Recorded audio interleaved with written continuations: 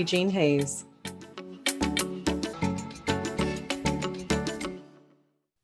Hello, welcome to Spiritual Yada. I'm iLan Azulay. And I'm Penelope Jean Hayes, and this is where we talk about everyday experiences from a spiritual lens. Yada, Yes, yada, yada.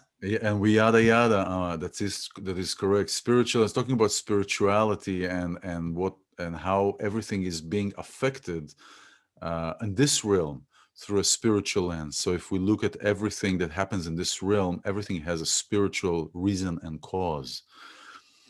And we're just talking about really some network outages because as we were starting our program, really everything dropped, and so I think really we have really some the Ariada is really affecting the realm here. So we need to find a different angle to kind of be very easy on what's going on here in this world.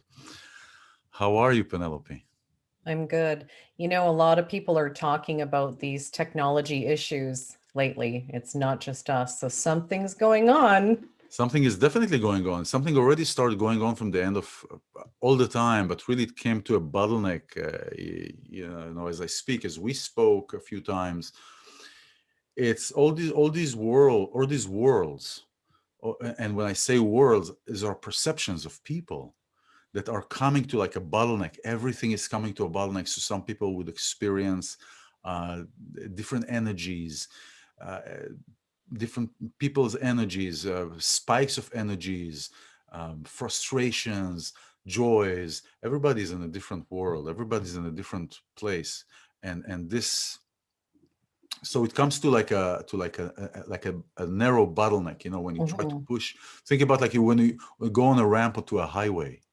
It starts with 4 lanes. I don't know how in Florida it is, but starts with 4 lanes. You make a right, go onto the ramp, and then it shrinks into 1 lane.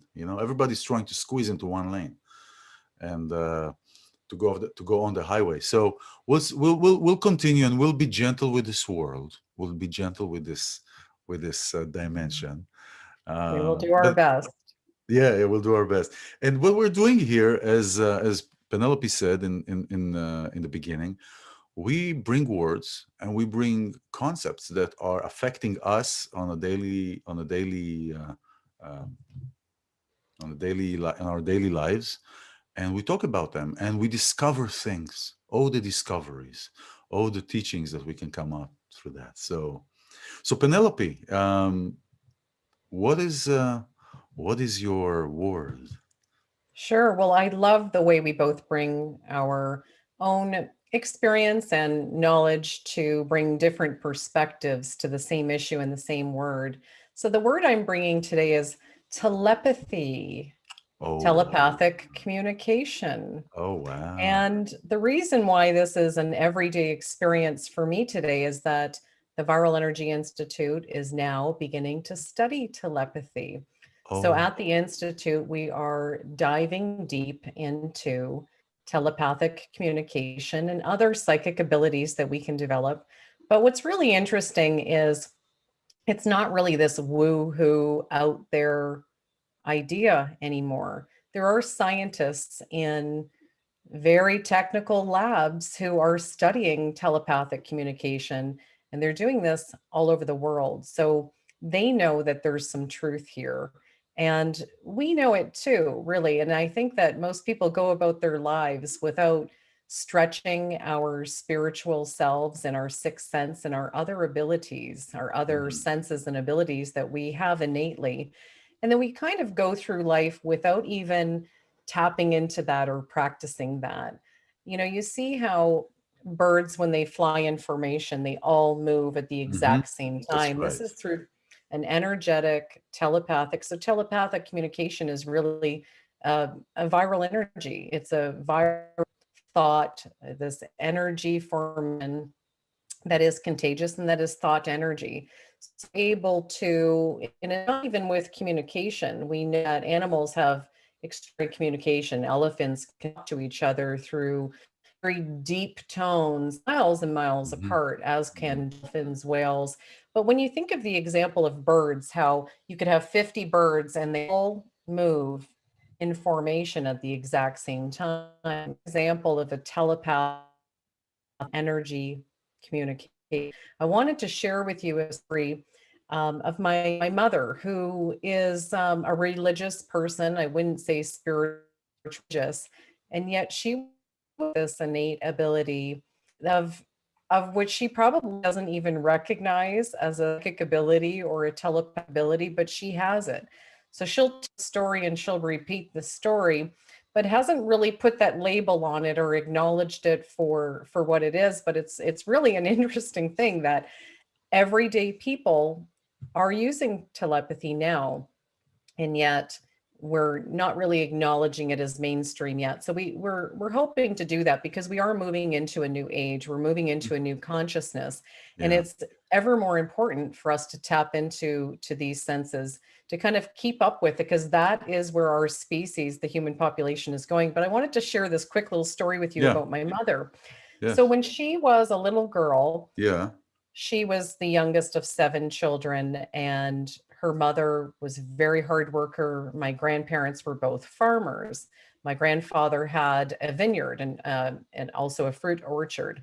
Oh, wow. My grandmother, one day, a hot summer day, she was in the kitchen working. They didn't have air conditioning, back then.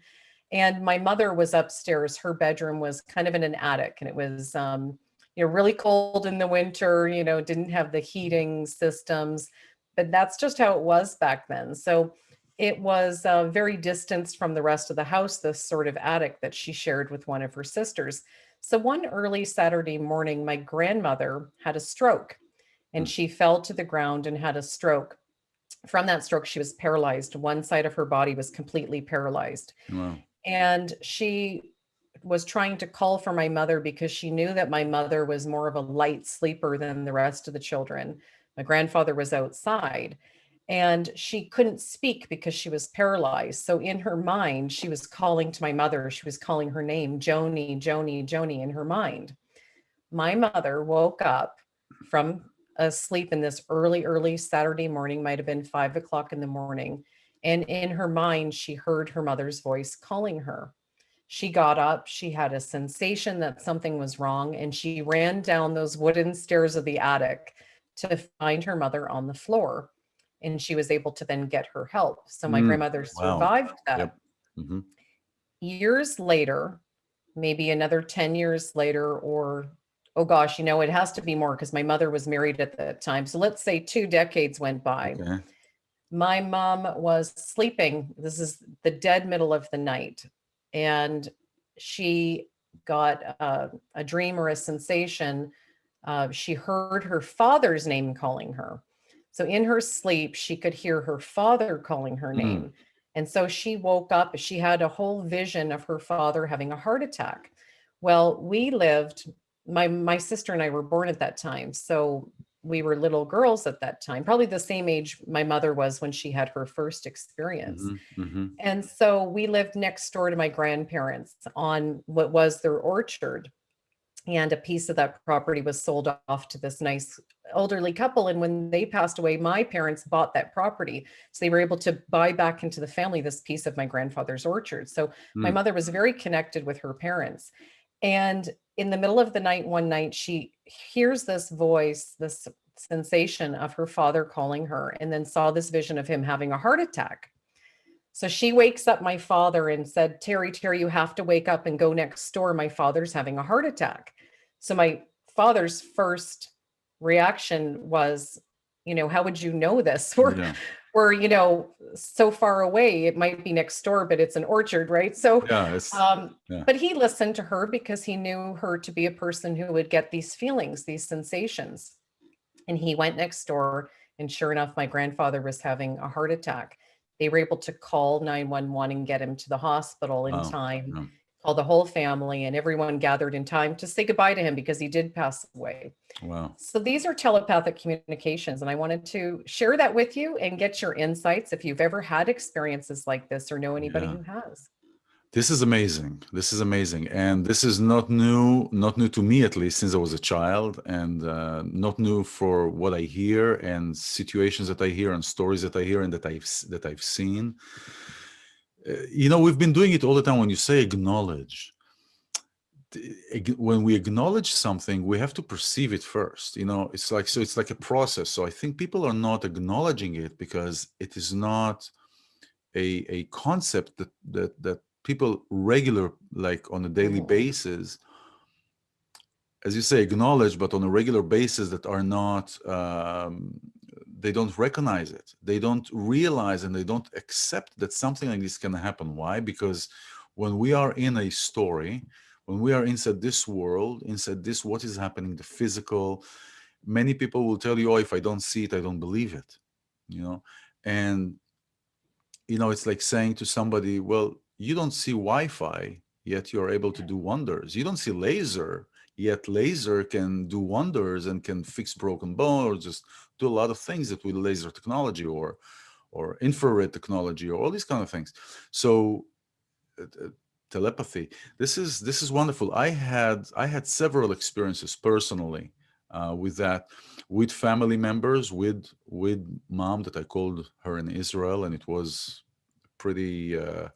It was a while ago. It was a while ago, but I called my mom, and I think I got it from my mom because my mom, the lineage is old wise woman, medicine woman. My mom and I remember my grandma and my mom, they were concocting all these potions and things and spells and words, abracadabra, and creating these things and doing all these kind of things. When with dreams, and dreams are big in our family. There were a few profound things, even prophetic dreams, kind of things that were happening in different place. So I remember there were few years back, I don't know, like maybe 10 years, 15 years, something. There was an incident in Israel where there were 3 bombs that went off at the same time. And the night before, I dreamt really of I'm staying in my parents' house. I'm looking up to the sky, and there are 3 spaceships that are coming, and each one of them is sending lasers, like laser, like Star Wars laser kind of thing, to each locations, to 3 different locations, 1, 2, 3, and after waking up, realizing that at the same time there were 3 bombs that went off in the Israeli market near my parents. They the terrorists, they put 1 bomb in the beginning, so everybody ran to the other side. They put the bomb went off on the other edge. Everybody went to the middle, and then one went up in the middle. And so those are kind of a bigger things. But we're doing this every day. For Yes. example, what I call, and I think we talked about this. When I work with people, when I experience things, I call it our kissing points of our synchronicities. How many Mm. times do you think of somebody and they call, right? How many times do we ask for something and that happens? And this ties into abracadabra. I create what I speak. For those of you who are listening to this for the first time, the word abracadabra comes from Aramaic. I create as I speak is the literal translation. And so we are creating, we are manifesting. Well, first of all, we are creating. Whether we are manifesting it something else depends how we go about it. But we are creating by our words. So our words is also some sort of a telepathy initiation. And what we're doing, for example, we had this in the beginning of our show, right? Telepathy is not only for communication. Telepathy is also for initiating certain energy in a different place. Now I don't know if this has to be any connection, but before we started our program, right? We went with our hand like this, and everything fell. All the network here fell, just We literally. created a sonic boom, folks. Talk about energy. Woo! A total sonic boom, totally. So telepathy is very interesting because we're in it every day.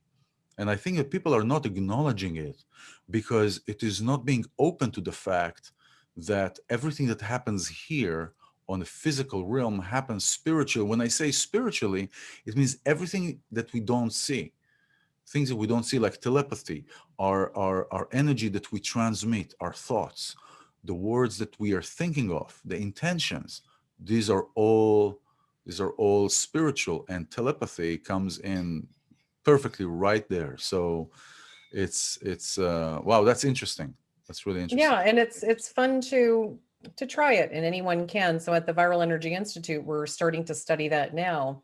And you That's can do wonderful. it with a friend. You know, it's interesting. You can just sit and have a coffee or tea with someone and do it for fun and say, I'm thinking of a word, and have the other person think if they can pick it up. But you know, you can get better and better at these things. Exactly. It's It's fun practicing to muscle. practice. It's practicing our muscle.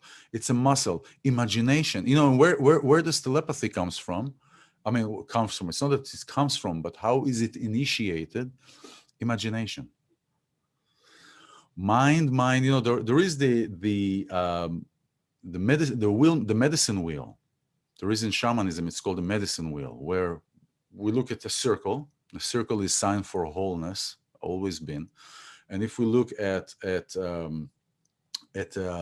the medicine wheel, we're looking at different directions and different ways that people connect. There is mind, heart, body, and spirit, like north, east, south, west.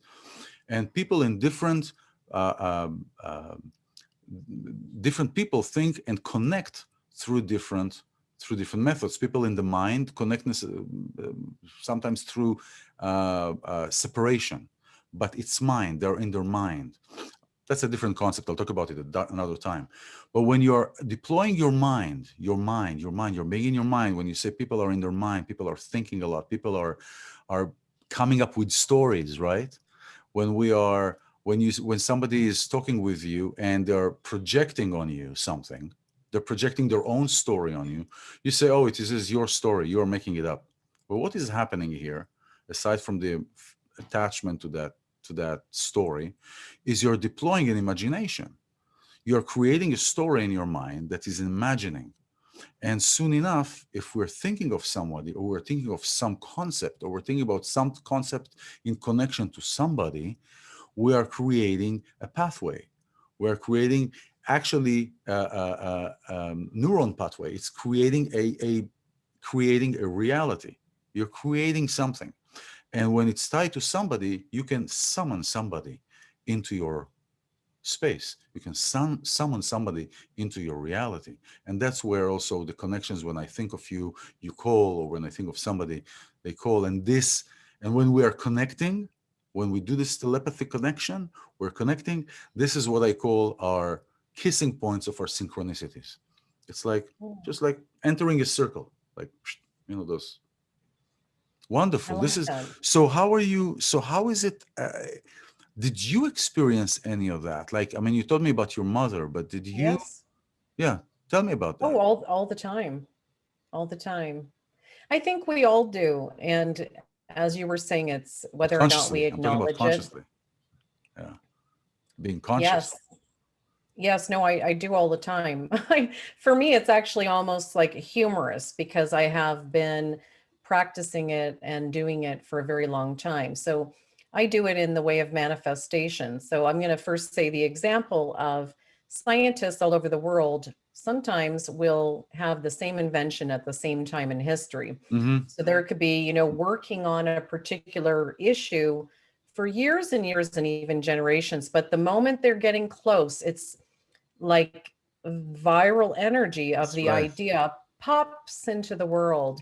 And then someone who's just at the verge of this or has just invented this thing in Germany, now all of a sudden someone in America at the very same moment, even though they've been working on this, whatever it is, rocket science for all these years, and suddenly at the very same moment of synchronicity, these Yeah. scientists from different areas of the world get the thing, get the idea, make the invention at the very same time. So, yes, I have been practicing that and I use it for manifestation. So, I very actively, as you do, I very actively created my life. It's a big part of my life, Yeah. as abracadabra is for you, create what you speak. I would also add to that, create what you think. And that, Comes you and first. I are, Yeah. yes, thought first. And even before thought is intention. So to have a Interesting. intention, Yeah. yeah. So to have an intention is you would say like a mission statement of your beingness. Hmm. And these are the intentions of your life. So whether you say this is your driving purpose, this is your soul's purpose in this life, or this is what you stand for, different things for different people. These set your foundational intentions.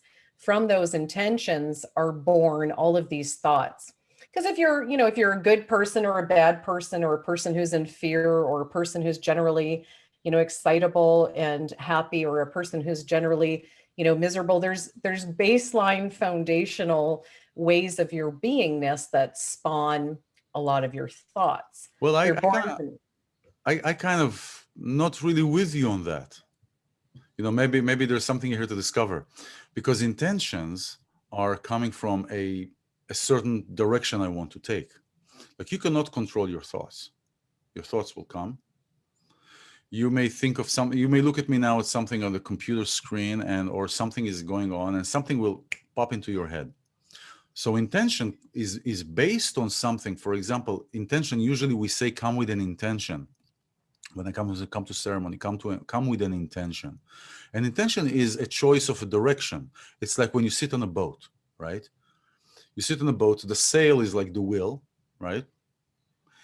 And I don't know what you call it in English, but the what you steer the boat with, The rudder. there you go. That's the intention. So you cannot have, first of all, you have you have the will, you have the thoughts, you have your life, your situation. And so the thoughts come, and if it works for you, then you are setting an intention. Usually you will set an intention when you already have some kind of a direction. Like, okay, I want to do this, and my life is like this, but this is what I want to do now. So I'm setting an intention that will feed and will support my direction. And usually the thoughts will come randomly, or will be random in their creation. And then there is perception. So I perceive it something, and I believe in something, and then I intend on something. So, I mean, we can look at it in different ways, but there is intention won't be there if I don't believe in something. I intend on doing this. For example, with you, it's manifestation. So you intend on manifesting. You intend on being in your place where you are. So that comes after your thoughts, your perception, your belief. Yep, this is yep. Okay, now I'm intending this. So this is how I feel that the intention is really coming into play, but it's supporting everything, because who comes first, the chicken or the egg? We're already in this place. Yeah, we're already in this place. Yeah. Think of it, we're going to use a wheel again, but not the medicine wheel, a different kind of a wheel. Yeah. So here's everything's a circle. Everything comes full circle. So on this circle, there's intention, there's thought, there's action. And you can add some others if you like. But looking at the basic, in terms of the work that I do, we actually teach thought courses at the Viral Energy Institute. And that is the idea that you can and should manage your thoughts. So while thoughts just come to you, and you said you can't control thoughts, you actually can control some thoughts. To let your mind run wild is where a lot of people, they come to us at the Institute with a lot of maybe fear, or they're always replaying the dramas of their relationship. And so they're letting their thoughts run rogue. And so what we try to do is to work with them to get to a point of, yes, there are thoughts that come to us all the time. Our brain is like 100 computers, and it has so many functions. And while these computers will be working on thoughts that come to us randomly or from outside influence, so outside environmental influence, there's also the thoughts that we can, and I don't know if control is the best word, but I'll just use it manage. for You said they're great. Manage. And that if you are a person, maybe this isn't a struggle for you or for someone else, but if you are a person who does let rogue thoughts of fear play out constantly, just repeat Mhm. on repeat in your mind, Mhm. now you're going to start manifesting because Exactly. you're working from that. So what we try to encourage people to do is to set baseline intentions. Now on that wheel, you can start anywhere on the wheel you want to. That's right. You could start with thought first if you want to, and eventually get to intention. But what we like to say is start with, decide what it is that your life is about. What is your beingness? Mhm. Who are you as a spiritual being? What is your soul here to do? To think in that way, you might call that a life purpose. And you could also say that you're setting a baseline intention for, why am I living this life? What do I want to impart? What do I want to Mhm. create in this Mhm. beautiful world? And so Mhm. you start thinking of the word intention in a new way. It's a new definition of intention in this regard, that you're thinking of intention as, this is the baseline of how I live my life. So when you start from that intention, okay, well, I stand for kindness and Mhm. unity and, whatever that is for you. And so from there, you can practice this, like you said, the muscle, you will practice your thoughts. And that's what we do at the Institute. We practice the thoughts, we practice those muscles of coming from your intentions. So now, instead of thinking these rogue thoughts of fear, well, Mhm. instead just practice. And if you Mhm. practice these things every day for 10 days, sometimes they say 30 days, a month makes the new habit. 40 days, You yeah. start, you practice, yep, 40 days in the desert. You practice this for that duration of time, Yeah. and you will start to now manage your thoughts. And once you're managing your thoughts then create your actions. Mhm. So from those thoughts, these energy formations, like the wireless signals in our houses and our businesses, these Mhm. wireless signals of our thoughts then are responsible for a great deal of our actions. Most people just Yep. don't act randomly. It somehow Yeah. started from a thought. So Yeah. we like to say, well, it starts from intention, but you are also correct. Both are true, Yes. that on this wheel, it depends where you're starting from. Yeah. Yeah. No, you're absolutely right. So what you're basically doing, you're managing the thoughts. So think of like you're a fisherman, right? You're a fisherman, and you put your net in the ocean, and you take all the thoughts up. You're bringing everything up, and now from there you are deciding what is going to be beneficial for you. So now you're managing really your fishing. You're fishing your thoughts, That's great. fishing your thoughts. There you go. Yeah, Fishing your, which ones do you just set aside because they're not useful or damaging to yeah, you? And absolutely. which ones do you continue? But you can practice that, where you get Yes. so good at this fishing, you can sort those fish. As you pick them up, yeah, you realize that for example, when you have your fish net in the water, when the wave comes, there are waves, suddenly it brings a whoosh of junk with it.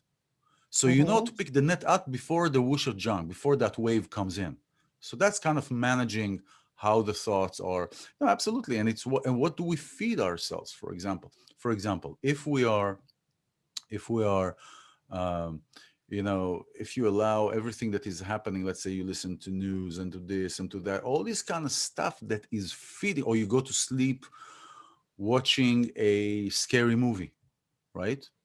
Because what are the dreams? We're talking about dreams and telepathy, and telepathy during dreams, because during the dream, actually, there are three stages: dreams, deep meditation, and plant medicine that will cause certain things to come up. But before I lose my thought, I'm going up on a limb here. Again, I'm going a um, shish kebab. You see, so this is the thing. This is the thing. I started going. You go up on the trunk of a tree, going to the top, and then I was like, "Oh, I like this branch. Oh, what's happening on this branch?" And so, so you forget the trunk, and you're on the It branch. will come back. And so, I do think, yeah, yeah, go ahead. you originally had asked me, do I experience that? And that's where I was on a Yes. limb too, because I was talking about intention, but that was for the purpose of telling you and our audience that when I practice manifestation this way, I do start with intention. So on the Hmm. topic of how I manifest and how this is almost comical now in my life, how you get practicing that muscle, it becomes so easy. So what I do is I do start with the intention that creates thoughts. and then actions. But I do find that I can now set, like you were just, Googling something, you're doing an internet search, I can now set a certain intention that I'd like to manifest a certain experience or thing. And it happens in tremendous frequency that it's Yes. fun. It actually gets where it gives you a chuckle when I say to myself, oh, and it's not frivolous things because I don't want to overuse it, but and it could be, but with good intention. So when I talk about intention, I would hope that people understand that good intentions create good things. So start with a good intention of something that is somehow meaningful. And I feel like when there's passion behind it, it manifests. I think the universe is working to conspire to help with that, and that's also a viral energy. Yeah. Yeah. Well, I mean, when we want something, it arises from a lack, from the desire comes from a place of need. Like we're lacking, we don't have something, so the desire arises. The desire arises to have that, and that is actually creating a frequency. And the frequency is a place of being. And that is also where you manifest certain things with words, certain creations. It's being in a certain frequency. So when I talk about, or when I work with somebody about manifesting something or creating something through your words, is really to, first of all, to come to a place, a meditative place, but come to a place to feel how it feels to be there. Be there. You have to feel something. You have to be in that place. To be in that place, to awaken this desire. For example, when you eat spicy stuff, it actually rises your appetite.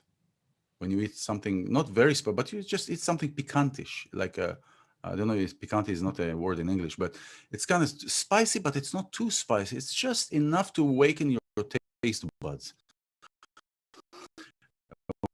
When you do that, it is growing to eat something. So that's a true appetizer. Yeah, it is. So it is always, when we eat something in Israel or something, we start with a little bit, something a little bit picante, we call it, a little bit spicy, just to rise. So it's the same thing. It's the same thing, and this is a vibration. It's a certain frequency. It's a certain frequency of the place that we inhabit, and so when I work with that, I say, feel that, be in that place, feel how it is to feel, to have it. You have it. How it is to feel. How does it feel to have it? And from that place, you have to be ready to receive. And this is an interesting, because yesterday I was talking about receiving, and somebody who doesn't know how to receive doesn't know also how to give. It's a way of knowing how to receive, not coming from a place of entitlement, not talking about, oh, I deserve, it's mine. That is an unhealthy place, because that comes from a place of a need, and you're like in a place of, I want this, and patterns and all these kind of things. But really to be in a place of pure intention, right? And being in this place of, how does it feel to have that? That creates actually a frequency, that creates a vibe, that creates, and then people that are in the same frequency will be coming into your life. I add that to understand the word, I create what I speak, to actually say the word. There is actually power in saying the word abracadabra. Mm-hmm. There is actually power in that, to understand really where we are, to understand the feeling of it, and to say this word, to say it from a place of believing in it, and being in that place. And then the intention aligns. Now it is hard for people, and this will tie up to my word when I will Okay. talking about it. But this ties really into this is my word, which is intimacy. Mm. And it's to be in that intentionalized place, to, for example, somebody who has certain kind of relations with money, you know people look at money sometimes, and they say, oh, money is just a thing. No, but money is energy, just like everything else. Also, a table is energy, but it is not the money itself. It is not the table itself. It is not whatever that which I want to create. Let's say I want to manifest, or you want to manifest a big house, or you want to manifest something, whatever you want. It's not that thing that is the issue. It is my relationship to that which I want to manifest. It is my relationship to the money. It is my relationship to certain lifestyle. It is the relationship, and what cultivates that relationship is intimacy. And how intimate are we? How intimate are we with ourselves? What is intimacy even? What does the word intimacy means? And people, intimacy is like almost like PTSD. People say, "Oh, you have PTSD. Oh, you have this. Oh, you have this." Oh, intimacy. It's such a deep place, and it comes in different shape and form. Now, I'm not talking about there is the intimacy between me, and then there is an intimacy between me and somebody else, or me and that which I want to manifest. But it's really, how are we in that place? Are we allowing ourselves to go into a place of looking into the core of things, of why am I acting or reacting or responding to certain things in a certain way? And it ties very well into your what you're doing with the viral energy with telepathy. Being telepathic, being able to recognize that, not being telepathic, because that's ability, everybody has that actually, but not everybody can practice it. But being in that place requires a certain level of intimacy. Now, I would also add that people who are, some people will get this, like your mom, you were talking about this, she would get these telepathic communications.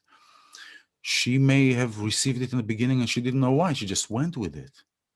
So she is not even aware that she's intimate. And I'm not talking about intimate with her mom, but intimate with herself, being able to look Mhm. at herself and to be able to say, oh, wow, this is going in me. And this ties into how are we looking at things. When I work and when I talk about looking at everything like a map, coming from a looking from above, not being attached to the emotional, actually that detachment, so to speak, from the emotional state and looking at everything from a map, that is intimacy. It's kind of a contradicting. Oh, you have to be detached. So if you're detached, you're intimate. How does that work? Well, actually, if we are intimate with ourselves, if we are able to look at everything equally, if we're able to look at everything with kindness and compassion, and look at everything not from an attachment, not from, oh, you did this to me, then I'm very upset with you, but to look at everything how it is in relation to the situation, without being upset with me, without being upset with how I feel. Am I okay by feeling this? Am I okay being in that place? Then I'm able to allow all my sides to be together, all of these places, the fears, and what places it takes me to think of money, or what places it creates in me. Does it make me feel uncomfortable? Does it make me feel inadequate? Does it make me feel, am I comparing myself to somebody else? That at those actual place, the capacity to be in that place, that is intimacy. And how am I with myself, this whole situation? So what is your take on That that?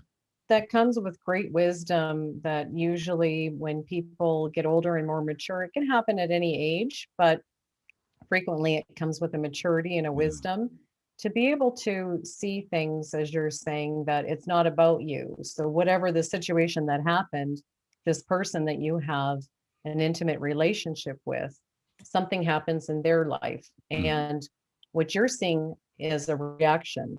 And usually we do see that this affects me, what is my role in this?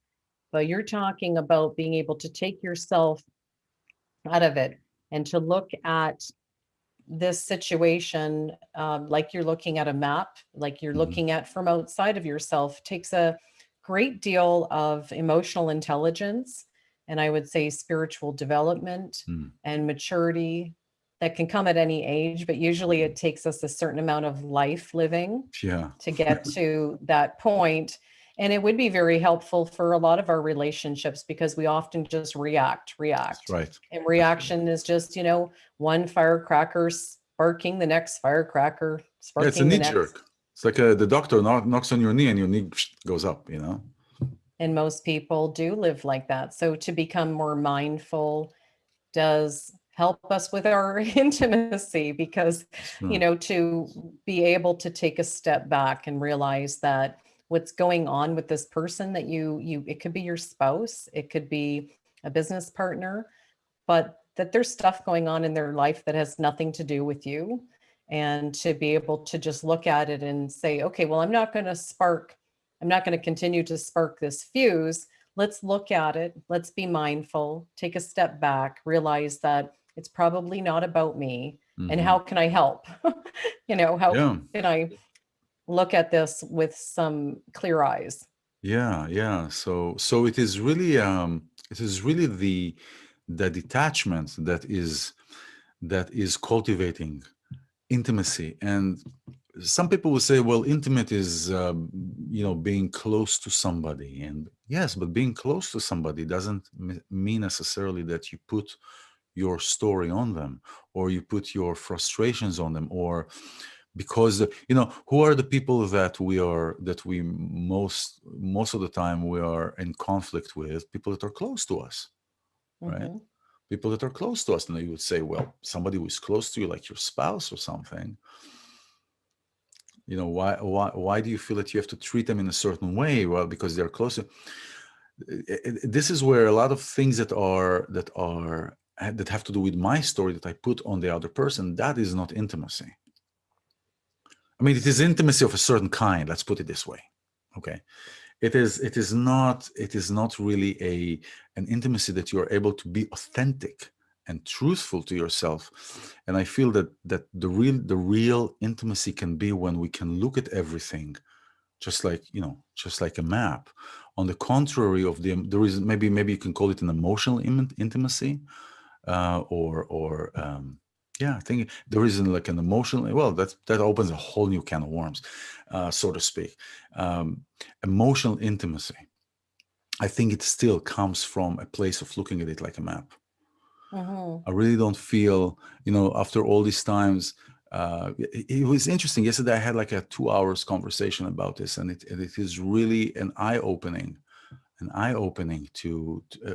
like almost a different definition from what it's not almost, but it is a different definition from what many people will consider intimacy, what Hmm. intimacy is.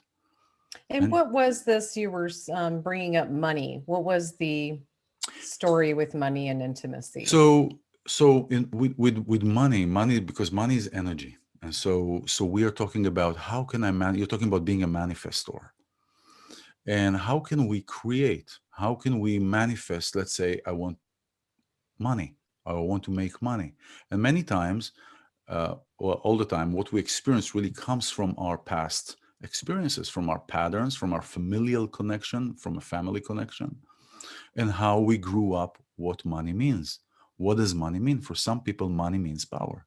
For some people, money means sex. For some people, money means comfort. For some people, money means evil. For some people, money means great things that can happen because I can make things for other people, and I can have money so I can build this, and I can create jobs, and I can donate to this. So there is a certain kind of a relationship, and it is the intimacy is that relationship. It is that relationship that I have to whatever I'm talking about. So if we're talking about money, it is, what is my relationship? Or if whoever is watching, what is your relationship to money? It is not about the money, because for some people it may mean something else. For some people it may mean a whole different thing. Some people are not looking to even deal with this, which is a whole different thing. It is means, oh, so what do you think about money? It is always the relationship between me and that thing. Now with money, it's very interesting, because money is on this level is something that is sustaining. It allows for creation. It allows for power. It depends how you look at it. Depends what power you mean by power. but it allows for many things. So what is that relationship that we have with money? And I was talking to, well, in relation to the conversation I had yesterday, which was a class slash lecture. The day before, I was talking to one of the participants from that class, and she has a real issue with money that she wasn't even aware of it. And she wasn't even aware of it because she lives with her parents, and she wasn't aware of the issues that she has with money and manifesting comfortable life. And what we noticed is that other relationships that she has, other intimate relationships that she has with other things, for example, cleaning or OCD, all these kind of things that were keeping her away from being able to manifest a healthy relationship with money. When I say a healthy relationship, it is not looking at money as the creator of life. It's not looking at money as the diminishing of life, but is looking at money as another color in her color palette that is allowing her to create things, and how she's approaching to the fact that she doesn't have money now. Why is that? What does that mean? What does that mean, even not having money now? So all this is tied with a relationship, and that is intimacy. And the only reason she's able to do this intimate work is to look at it from an umbrella standpoint, is from like an overall standpoint, like a map, and to see where, I was doing several years. I was doing a, a therapy work that is called family constellation. I don't know if you heard of it. Well, it's a method that was invented by Bert Hellinger in the 70s, I think, from Germany. And really what it is it's best done with other people, because then you'll see channeling that is happening and telepathy work that is happening.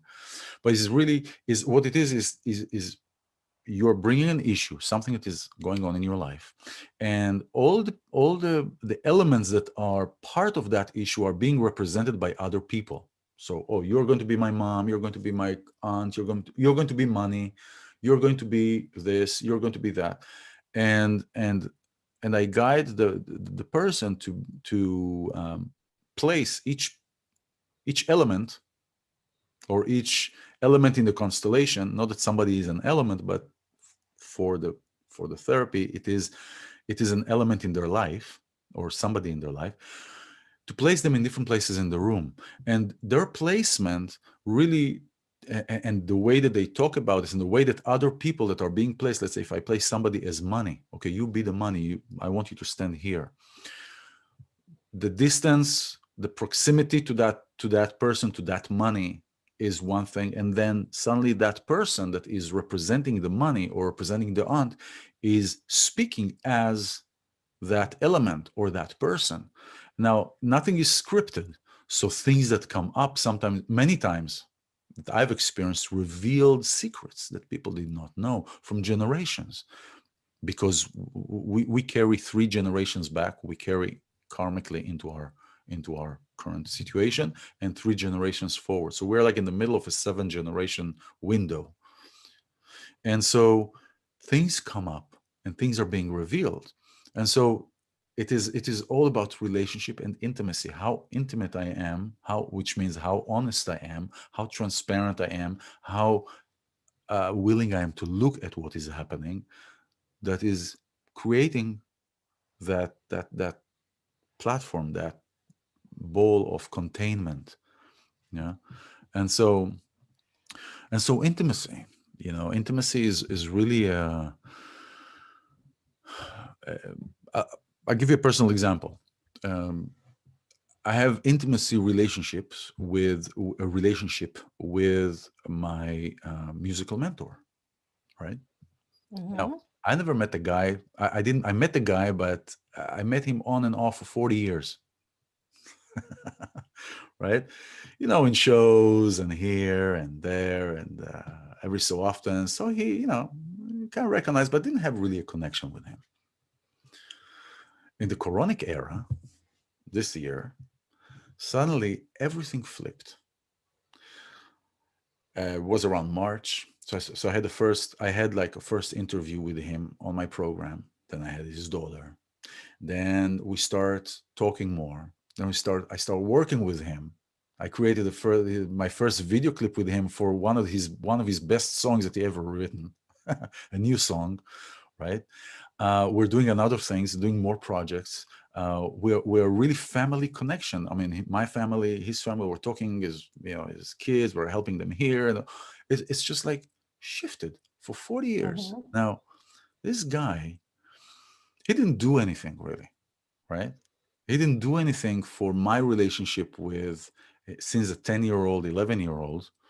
Um, we really didn't do much, but he didn't do anything. But what happened is that the energetic connection, the intimate relations, the intimacy that I created between me and him saved my life, really. I mean, we're talking about things that I have all the ingredients to be in the red light district of Tel Aviv, to be an inhabitant of that section of that part of the world, but I'm not. And much I attribute to my connection with him, that created this spiritual sense that as a child I wasn't as much aware of it. I just knew it was very strong, very, very, very dominant. When I met the guy, many times you say don't meet the people that you are mentoring with or your idols or whatever, because it may burst the bubble. It didn't. It just created a stronger bubble, right? It created a stronger, because everything proved to be correct. So this is just a different Mhm. kind of intimacy. A different kind of being intimate is being connected to what spiritually is affecting me and how is it affecting me. The connection to the language, the connection to myself, how I relate to myself through harmonies and through music and through everything. So it creates a different kind of intimacy. So, and yet Yeah. it was still outside of the system. We weren't connected. It was still outside. It was still away from the system. Like Rabbi Sachs, God bless his soul, he passed away 2 months ago. He said, the meaning of a system always lies outside of a system. The really meaning of that system always will lie outside of the system. It's like when I'm in a certain situation, when I'm attached emotionally, I'm not able to see things on a granular, on a greater scale.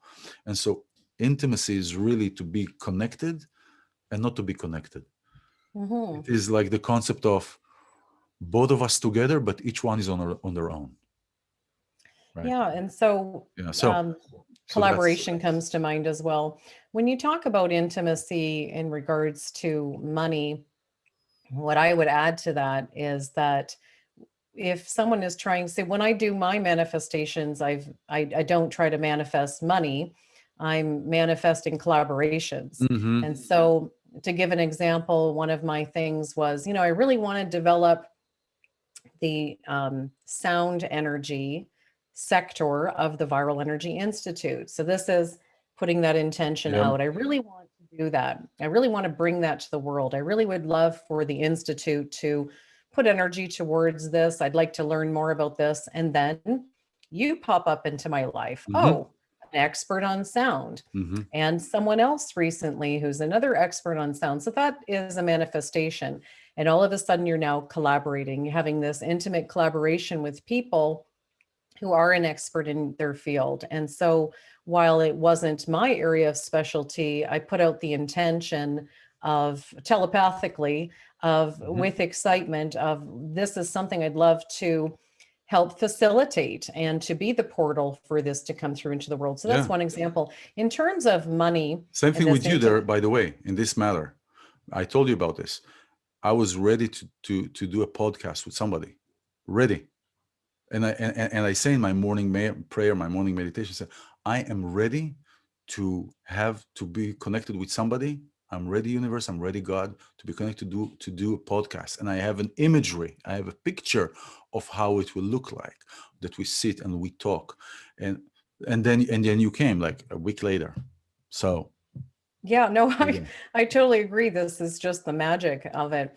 In terms of Yeah. money Yeah. and this intimate relationship with money, I would add to that. And this is, this is what we do on this podcast, folks. We have different perspectives on the same issue.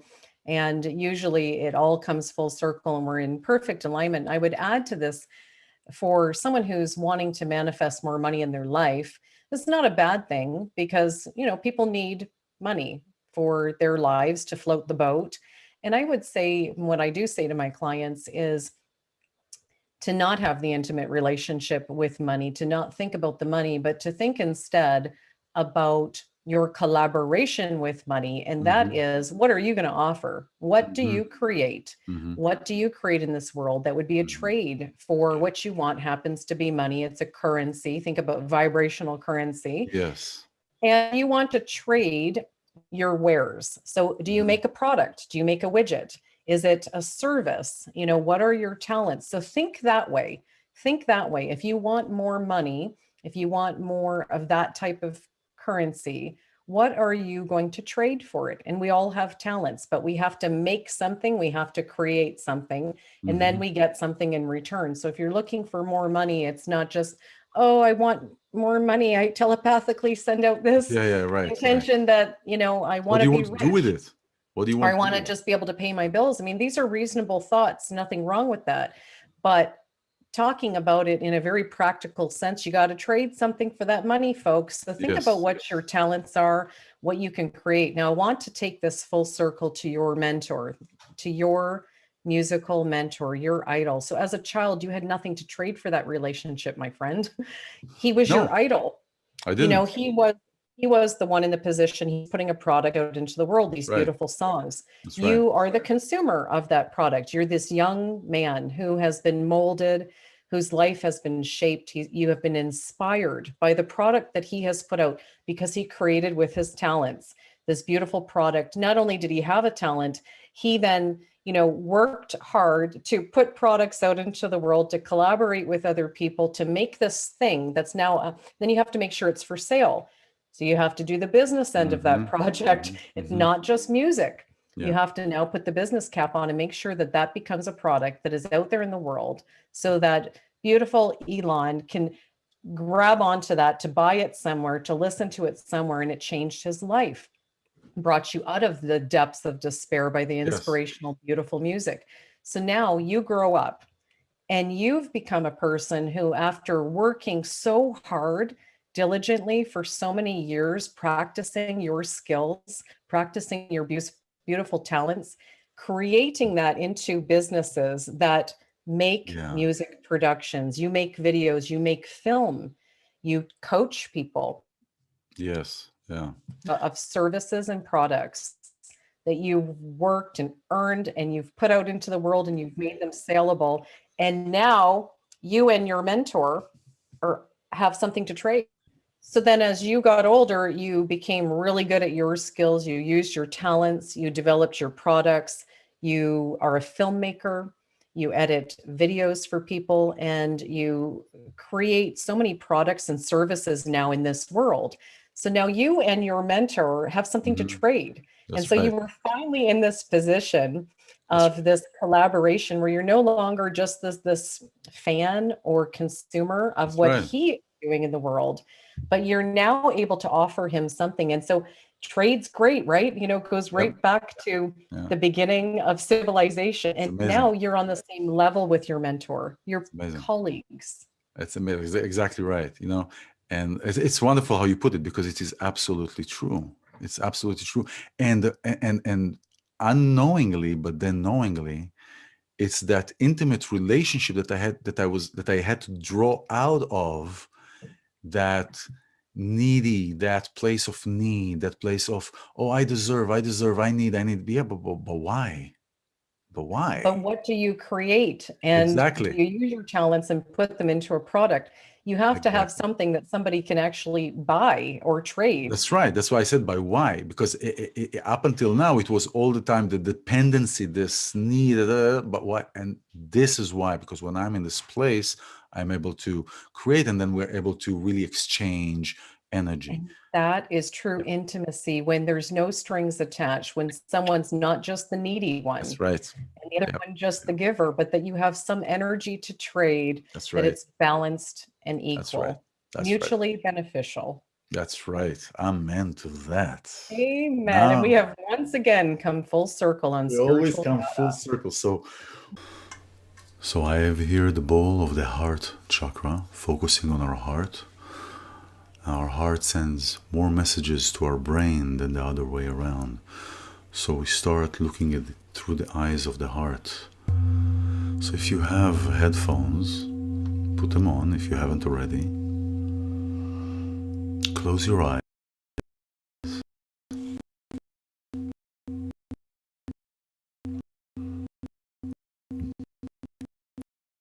Deep breath in through your nose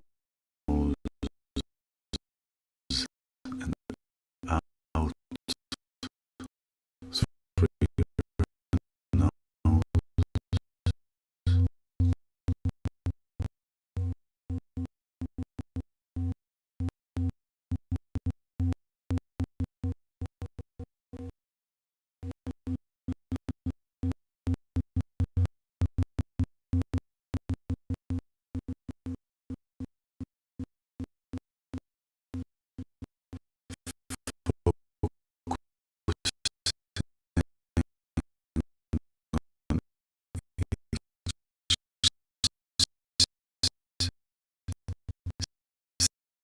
Sound and the frequency of this bowl.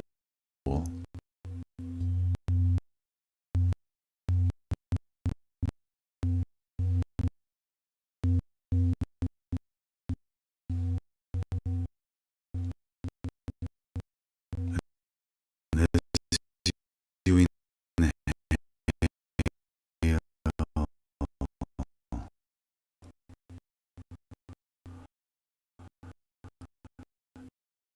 you bring the sound inside each organ to the frequency, to the sound. Remember your it with brings passion in the street, it's toxins that doesn't, and as you speak, breath, dream, see.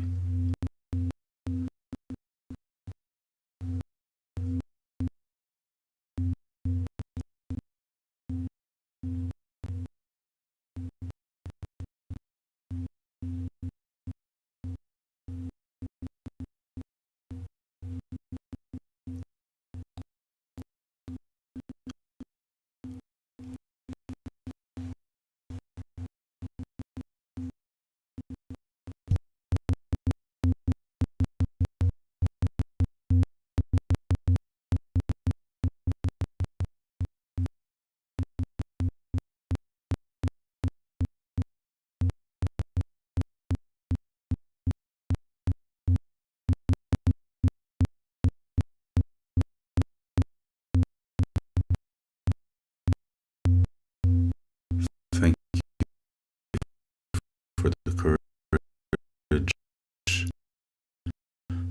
to show up, to be here.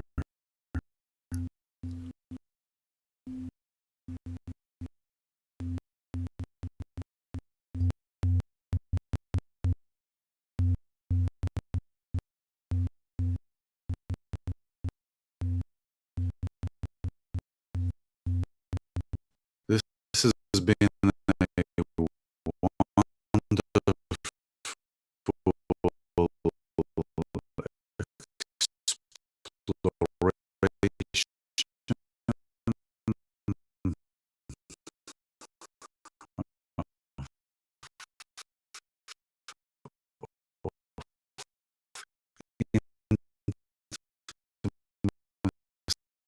exploration of telepathy, of and so yeah, end of our week. So create courage, beautiful, very much wonderful. Hayes.